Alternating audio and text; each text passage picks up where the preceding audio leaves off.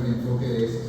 Entonces vamos a discutir algo de cuáles las causas de las cardiopatías congénitas, de su frecuencia, de la transición de la circulación fetal a la neonatal, la clínica para sospecharla y una clasificación mundial de los tipos de cardiopatías, la más sencilla por clínica y radiología simple, por radiografía de tórax y clínica, ser sospecha de los 4 grupos de cardiopatías congénitas. Entonces, lo más frecuente es que no se identifique una causa única, puede ser multifactorial. Solo un 6 a 8% tiene una mutación específica, la otra mayoría son factores ambientales, influencias o mezclados con factores genéticos predisponentes. Entonces, pero de todas maneras hay que buscar, la historia familiar es importante y la historia del embarazo, de la exposición a ciertos medicamentos, a ciertas radiaciones, factores teratógenos, pues hay que tenerlos en cuenta. De cada 1000 nacidos vivos, 8 pueden tener cardiopatía congénita. Y esa incidencia es en el término. En los pretérminos prematuros, y entre más prematuro puede ser más alta, pues esto es 8 por 1000, 2% prematuros, que es muchísimo más alta la probabilidad. Y cuando se hacen estudios post-mortem de morfinatos abortos, se encuentra que muy frecuentemente tienen cardiopatías, mucho más frecuente que los nacidos vivos.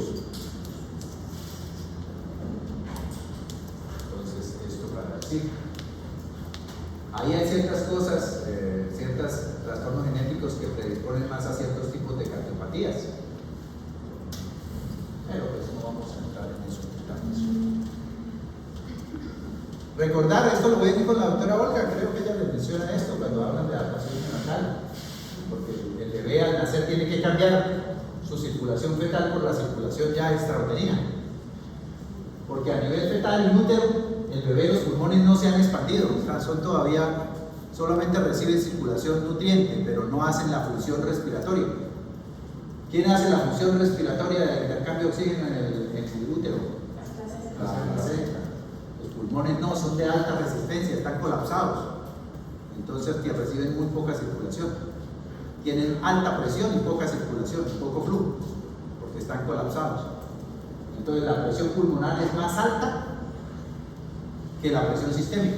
En cambio la presión sistémica está conectada al lecho placentario, que es de baja presión, y entonces por eso el flujo va de derecha a izquierda, porque la presión es más alta en la derecha que en la izquierda. Es más alta la presión pulmonar que la presión sistémica, inútero, antes de expandirse los pulmones. Y eso hace que esté abierto el ductus y el foramen ovano, porque la sangre pasa por ahí y pasa de derecha a izquierda, porque es más alto el lado derecho que el izquierdo.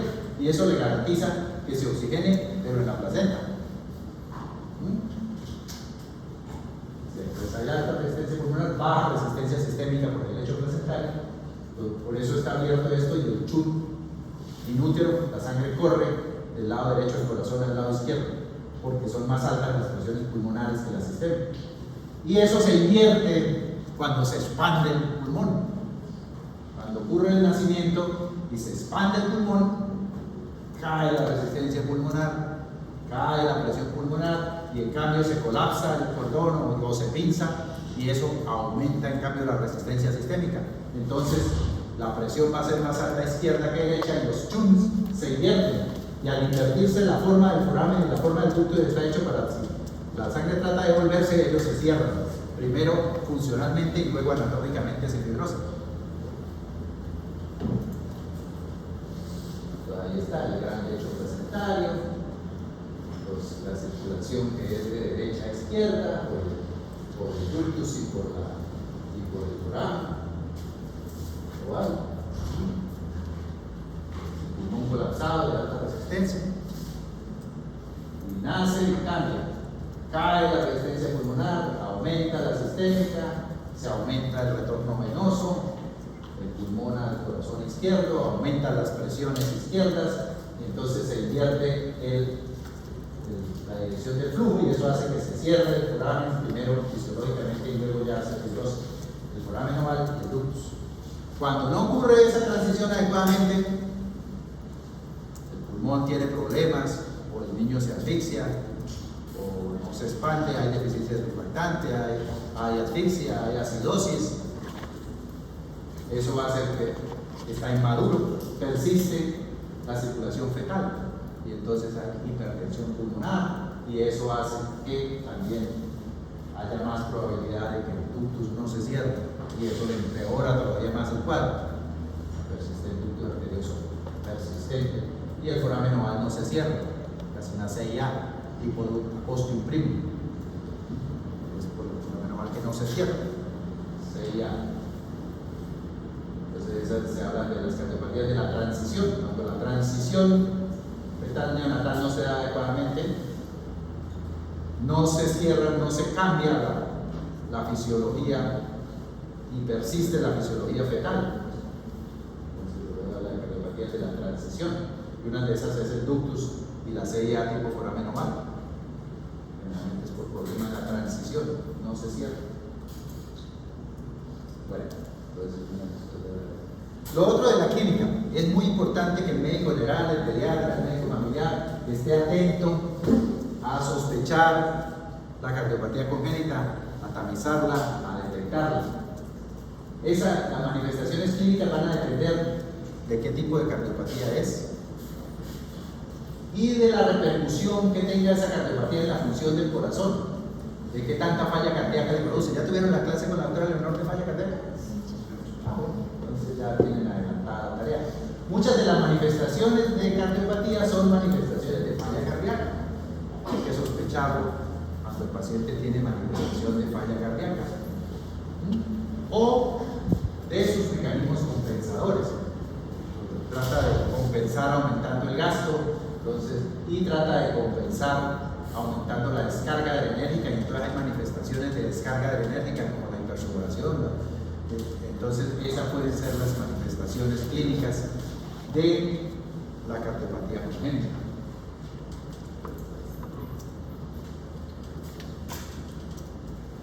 Generalmente el paciente con cardiopatía congénita importante por repercusión tiene falla de crecimiento, falla de medio, poca ganancia pondoestatural. Una de las cosas para sospechar cardiopatía, tiene criterios de talla baja patológica porque va mal la velocidad de crecimiento, ¿es esto?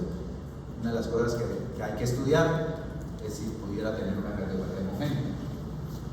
La explicabilidad, por eso siempre antes de poner diagnóstico de cólico y andar pensando en dar analgésicos, que ya ni para cólicos se recomiendan, de analgésico de antiespasmódico a los bebés, hay que pensar que no tengan, por ejemplo, una cardiopatía o una anemia, que están irritables y lloran, se les ve la barriguita soplada porque por el llanto hacen aerobaño, le echan la culpa al intestino y el que tiene cólico el lactante, pues resulta que puede tener una cardiopatía.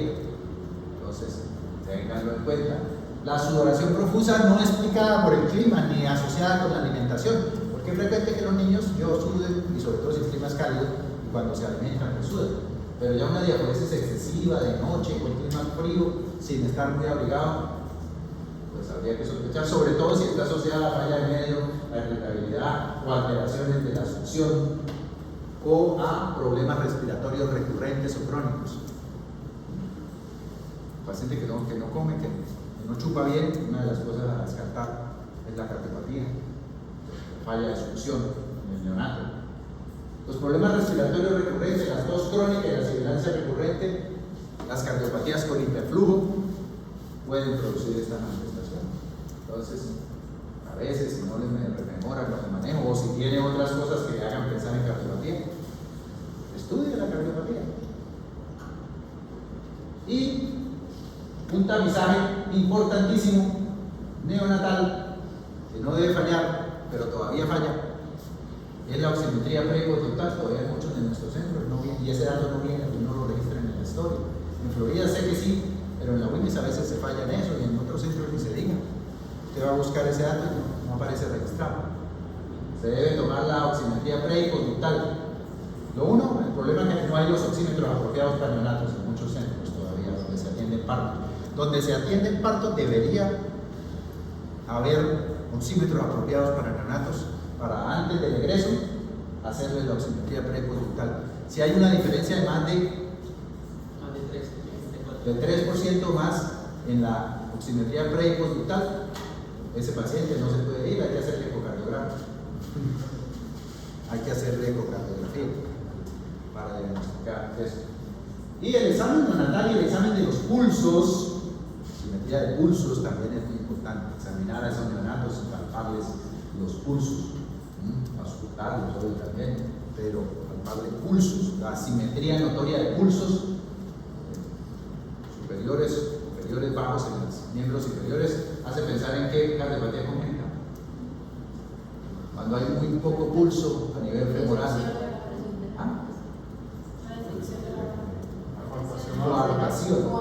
Coartación de la vagina. Ok. Listo. Entonces, la talla, el peso, la tensión, la saturación de oxígeno, los síntomas respiratorios, la palpación, el pulso saltón, el recordio hiperdinámico, a veces el trill, cuando el soplo es severo se palpa. Entonces, los pulsos, ya les decía, la perfusionado capilar, los signos de trabajo respiratorio, los soplos, obviamente, la cianosis, pero no. Si tiene soplo, si tiene cianosis, pues se piensa, pero no toda cardiopatía da soplo ni da cianosis. De hecho, son menos frecuentes que den soplo y cianosis. Entonces, no hay que esperar a que tenga soplo. Lógico, si tiene soplo y el soplo es notorio, pues hay que pensar, hay que descartarlo. Pero no hay que esperar que toda cardiopatía sople. Y no todo soplo es cardiopatía. Hay soplos funcionales que la eco sale normal y pues es funcional, no tiene cardiopatía. Importantísima la palpación abdominal, la repercusión, sobre todo la palpación hepática para ver la grave repercusión en hepatomegalia, porque los niños, los bebés, hacen pocas manifestaciones, pues todavía no caminan ni cuentan, entonces no le van a referir ortopnea ni disnea.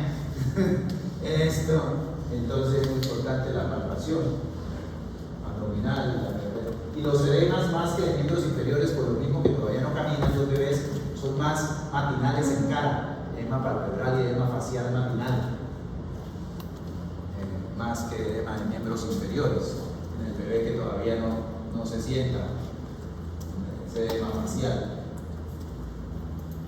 Entonces, ya vieron con la doctora Leonora, entonces, que la falla cardíaca en los bebés pequeños, los lactantes, produce más síntomas respiratorios, síntomas con la succión, edema pero más facial, hepatomegalia, síntomas respiratorios recurrentes, más que la clásica ortopnea, edema de miembros inferiores, porque eso pues, el bebé no le para, no le sienta, ni siquiera no va a tener eso y no lo va a poder referir.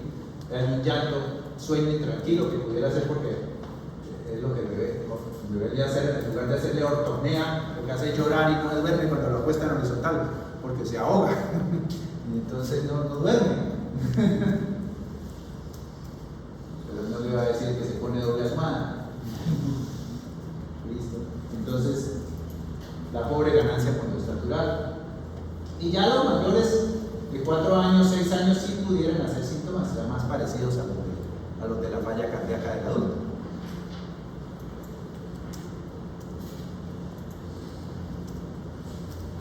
La placa de tórax nos ayuda a orientar dos cosas, a ver la silueta cardíaca y a ver cómo está la perfusión pulmonar, si hay hiperflujo pulmonar arterial o no hay hiperflujo arterial pulmonar.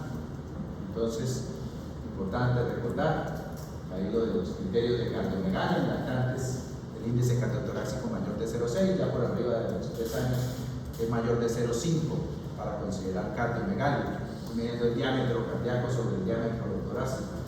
¿Recuerdan? A más B sobre C. ¿Sí? ¿Enseñaron esas cosas? Bueno. ¿Señoría? Bueno, listo. Entonces la pregunta, la cardiopatía que se ve en la radiografía con el hiperflujo pulmonar, que se conoce como muñeco de nieve. Ahorita les muestro una radiografía, sí. Hay una puede ser parecida. Pero hay que ver la vasculatura pulmonar, ver si hay derrame, ver cómo está el cono de la pulmonar y la trama pulmonar. El cono de la arteria pulmonar, la raíz cardíaca y ver la vasculatura pulmonar. Y el estudio que nos ayuda a comprobar el diagnóstico y fuera de eso a ver la fisiología y a hacer seguimiento, pues es el ecocardiograma, que afortunadamente cada vez está más disponible. En el caso de pediatría debe ser hecho por cardiólogo pediatra, porque los radiólogos de adultos, o radiólogo pediatra, porque los radiólogos de adultos, cardiólogos de adultos, los ecos de niños, los transductores que tienen no son los más apropiados y no están acostumbrados. Sesgos. ¿Sí? Puedes ver la anatomía, la contractilidad, ver la perfusión, se pueden medir las presiones con Doppler. Entonces es el estudio no invasivo que más ayuda a hacer el diagnóstico, el pronóstico y seguimiento de los pacientes con cardiopatía congénita. Lógicamente, ya para el que requiere, cuando se necesita decisión quirúrgica, eso hay otros estudios como el cateterismo, que ya son hechos para, sobre todo pre y posquirúrgicamente. Aquí para mostrarles, de acuerdo a la clínica, si tiene o no cianosis, y a la placa de tórax, si tiene o no hiperflujo pulmonar arterial, se pueden hacer 4 grandes grupos. Entonces, la primera, no cianosis, no tiene cianosis, pero en la placa, ya le voy a mostrar unas placas, tiene hiperflujo pulmonar arterial, aumento del coro de la pulmonar y aumento de la vasculatura pulmonar. Habría que pensar ductus, a veces fuera de eso tienen pulsos saltones, soplo sistodiastólico, pues más, es fue prematuro, es mucho más pensar en ductus. Una CIB o una CIA. Esas son no cianógenas con hiperflujo. Y no cianógenas, pero con el cono de la pulmonar ancho y aumento, sin el cono de la pulmonar ancho, el cono estrecho, y el pulmón negro, no con mucha vasculatura, habría que pensar en estenosis aórtica o en coartación aórtica. Y sobre todo, si además tiene alteración en los pulsos. Estos tendrían alteración en los pulsos. Fuera de eso. Eso es sin cianosis. Sin cianosis, estas todas son sin cianosis, no cianóticas. Esta flujo aumentado, esta es flujo pulmonar disminuido. Fotos.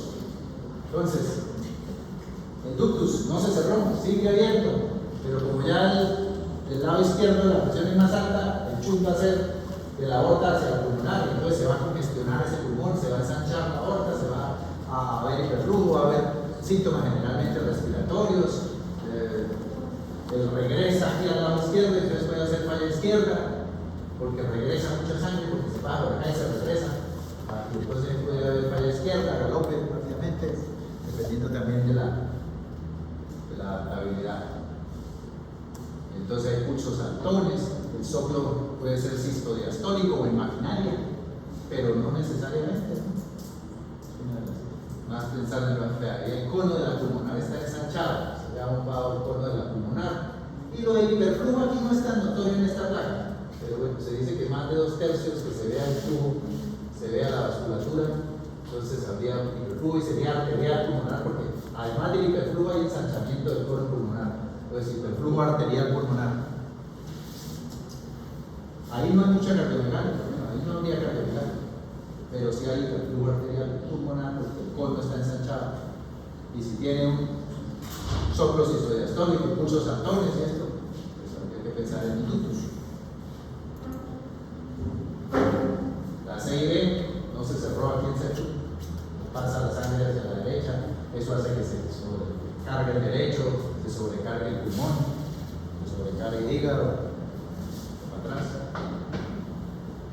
La CIB. Cuando son pequeñas, pueden no tener, si son muy pequeñas, pueden no tener mucha repercusión.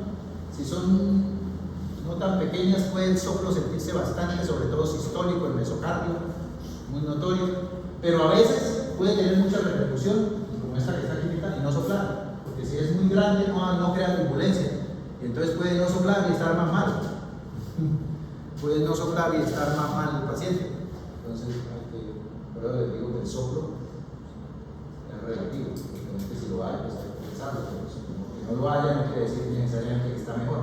Si no hay soplo, porque el paciente está más mal, tiene más disnea, tiene patomegalia, reflujo tubular, pues probablemente esté más mal.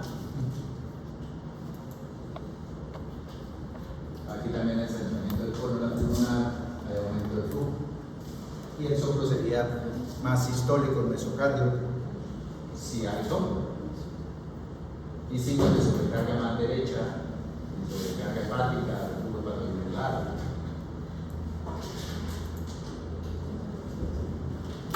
Aquí no se cerró la CIA. A ver, pues, ese, como las presiones auriculares son más bajas, generalmente la sintomatología es más larvada, generalmente demora más tiempo en hacer síntomas, la CIA, en hacer repercusión hemodinámica clínica, a no ser que sea muy grande.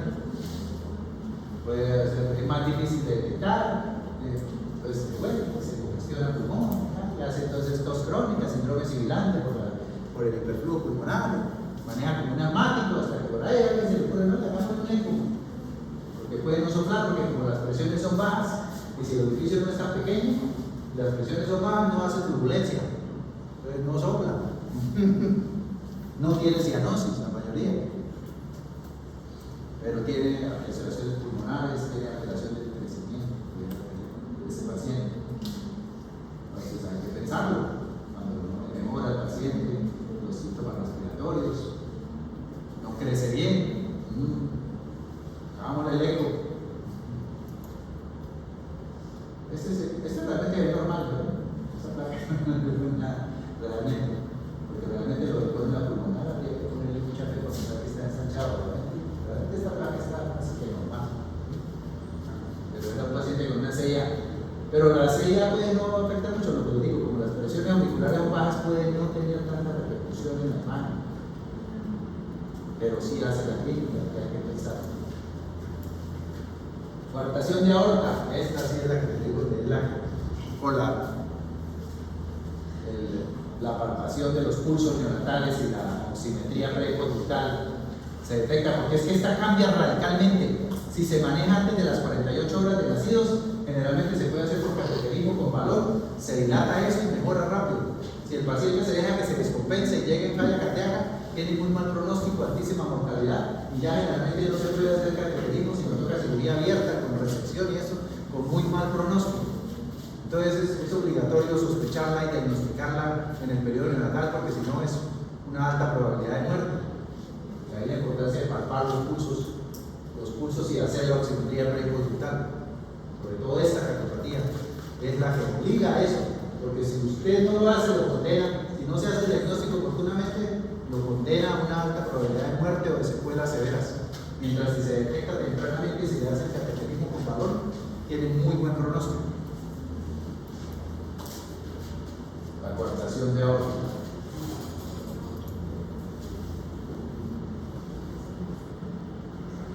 Aquí se ve un ventrículo izquierdo, el próximo buscando porque la aorta entonces se levanta. No se ve tanto hiperflujo, se ve la levantadura, que se levanta la punta, pero no hay, porque si no hay, ahí no hay, porque esas son sin hiperflujo, la coartación de aorta y estos son sin hiperflujo, ahí no hay hiperflujo, la coartación y la estenosis aórtica son sin hiperflujo, son con hipoflujo, pero con hipertrofia generalmente del ventrículo izquierdo. Y lo que le digo, lo de la interferencia de pulso. Y ahora que den cianosis, más ensanchamiento del córnea pulmonar, hiperflujo pulmonar, entonces transposición de grandes vasos, trombos arteriosos, drenaje venoso pulmonar no lateral, corazón izquierdo hipoplásico, que es el mismo doble tracto de salida del ventrículo derecho. El izquierdo no se forma, entonces los dos vasos salen del lado derecho. Y el canal AB. Y cianótico, pero con los pulmones poco perfundidos, la tetralogía de Fallot, que además tiene corazón en gota, la anomalía de Westen, que es el corazón en globito, la 13 tricuspidia y la 13 pulmonar. Y la del corazón, la que estaba preguntando, el corazón en muñeco de nieve, es el drenaje venoso pulmonar anómalo total, es la que da la imagen en muñeco de nieve. El drenaje venoso pulmonar anómalo total da la imagen en muñeco de nieve, el Fallot da la imagen en bota o palo de golf, y el Westen da la imagen en globito bomba, que es redondito y el vehículo estrecho. El Westen.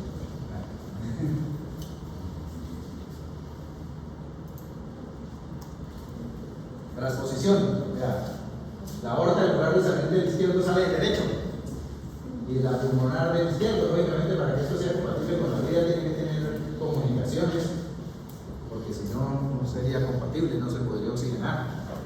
Entonces, una cardiopatía compleja, cianótica, con hiperflujo pulmonar, porque le está yendo el flujo sistémico hacia el pulmón y se está pasando por acá también. Entonces, tiene hiperflujo pulmonar, cianosis, gran cardiomegalia, muy llevado generalmente, pero en el periodo neonatal inmediato, como está en la transición, puede no ser tan evidente, excepto por la oximetría. Entonces, y lo mismo, esta si se opera tempranamente, hay una cirugía que se llama TATEC, que es que le cortan eso sí es con circulación extracorpórea. Se corta y se hace el switch. Pero si el paciente ya se opera tardíamente, les toca hacer otras cirugías paliativas, generalmente ya no una, sino dos o tres cirugías, el pronóstico es más difícil que si se diagnostica tempranamente en el periodo neonatal. Transposición de grandes arterias, flujo, gran cardiomegalia, cianosis. El trombus arterioso, aquí un solo vaso sale de una comunión, de un septum que tiene CIB, un solo vaso del que salen los dos vasos principales. Eso es trombus arterioso. También cianótico con hiperflujo, cardiomegalia, generalmente sintomático desde tempranamente. El drenaje venoso pulmonar anómalo total. Entonces, normalmente las venas pulmonares son las únicas venas que tienen sangre oxigenada, porque vienen del pulmón hacia la aurícula izquierda. ¿Sí? Las venas. Aquí la vena pulmonar no drena la aurícula izquierda, sino que a través de un conducto va y se drena en el lado derecho. Entonces la sangre oxigenada vuelve y regresa al lado derecho, que es el no oxigenado. Tiene que haber obviamente una CIA para que pase por ahí, para que sea compatible con la vida. Ahí alcanza a pasarse por la CIA y por eso no se muere el paciente. Si tuviera drenaje venoso sin comunicación, se moriría. Esto.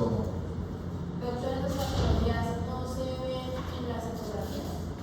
Por eso, la ecografía prenatal, claro, podría ser una de las sospechas, pero no siempre se hacen de la calidad apropiada. Para ya explorar propiamente el corazón específicamente, y como la circulación, te digo, la circulación fetal es diferente, entonces la interpretación es más difícil. Pero sí, si se hace, obviamente si se hace la de cuarto nivel, la ecografía prenatal apropiada, debería también detectarse prenatalmente y estar preparados ya al nacimiento de que viene con cardiopatía. Sería lo ideal. Sería mejor todavía, porque ya que está listo, se atiende en un centro que tenga las capacidades de hacer el manejo. Se atiende el parto o la cesárea en un centro apropiado. Esta entonces es la que produce la imagen de muñeco de nieve, o en 8, porque hay unas aurículas que se dilatan mucho, la aurícula de izquierda y derecha se dilata muchísimo, y los ventrículos también. Entonces produce la imagen en muñeco de nieve, o en 8, con hiperflujo pulmonar y cianosis. Doble tracto de salida, el ventrículo izquierdo no se forma, todo sale del lado derecho. Estos pacientes son generalmente de mal pronóstico, se hacen varias cirugías, son candidatos a trasplante cardíaco, a apoyo, requerir apoyo extra. Aquí en el Instituto del Corazón se manejan pacientes de buen pronóstico y después se les hace trasplante.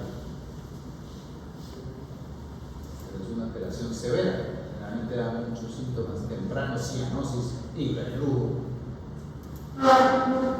El canal AB no se forma todo el septum, entonces ya se ve todo el septum, las valvas mediales del ventral y tricuspidia están alteradas. Ese es el canal AB. Esta es la cardiopatía más frecuente en pacientes con síndrome de Down, el canal AB. El canal AB. Pero los Down también pueden tener otras cardiopatías, no quiere decir que solo tengan esta.